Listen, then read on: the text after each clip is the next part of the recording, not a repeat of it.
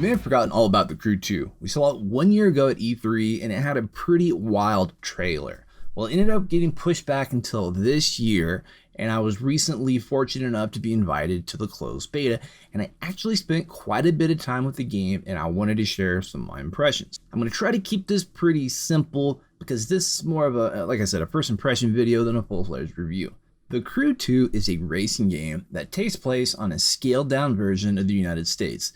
It's a persistent, open-world racing game that allows you to free roam wherever you want, anywhere on the map, and take part in all sorts of different kinds of races. The big gimmick in The Crew 2 is the addition of airplanes and boats, even motorcycles. And hey, I was really surprised at all the different types of races that were available. It's just about every single discipline of motorsport racing you can possibly think of. I mean, I'm talking, like I said, street bikes, dirt bikes, off-road buggies, monster trucks, drag racing cars with wheelie bars and big wrinkled slicks, to Fiats, to Mustangs, to supercars.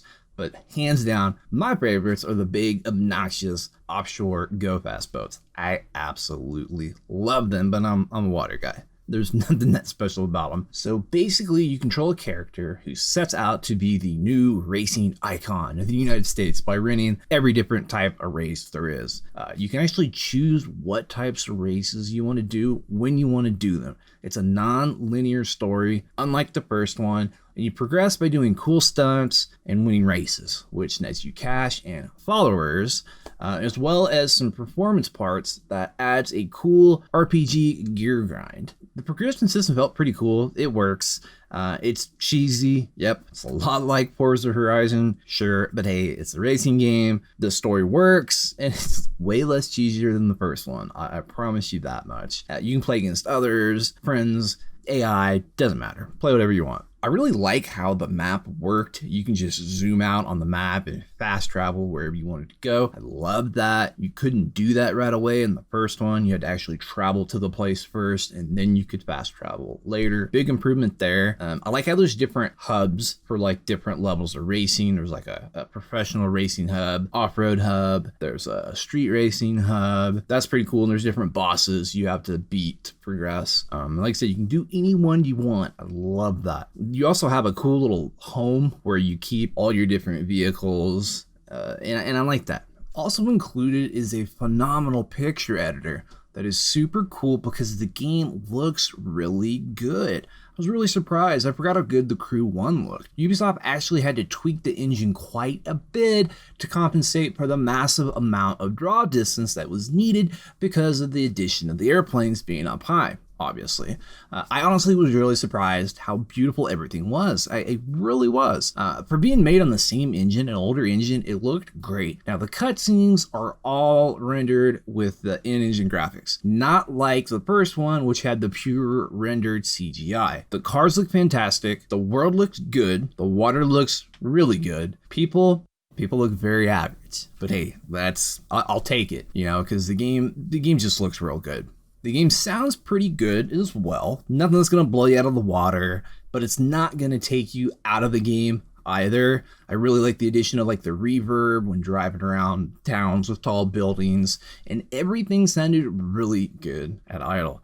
So to start wrapping things up, I really enjoyed my time with The Crew 2, and it's even more fun if people in your friends list also have the game because of the way it encourages you to compete against each other in more ways than just running a quicker lap. I really like that. The game looks good enough and plays good enough. I had fun just going on a cruise through all the different realistic spots on the map. Even the cockpits inside the vehicles, all the vehicles are done really well. In closing, guys, like I said, I really enjoyed it. If you want to try it, keep your eyes peeled for the open beta coming very soon through Uplay and whatever else you console guys use. I highly encourage you guys to give it a try, especially if you're a fan of racing games. There's a whole lot to enjoy here, I promise you. So I'm gonna leave you guys with some gameplay that I took from the closed beta, and hey, we got E3 really soon. Hey, I'm excited. Stay tuned. Thanks for watching.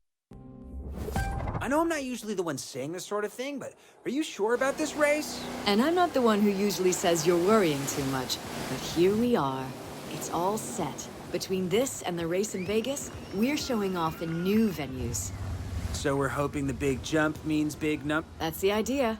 It's a big chance we're taking trying a location like this, but we've got to do it. One thing will never change, though. Old-fashioned driving will always win. 3, 2, 1.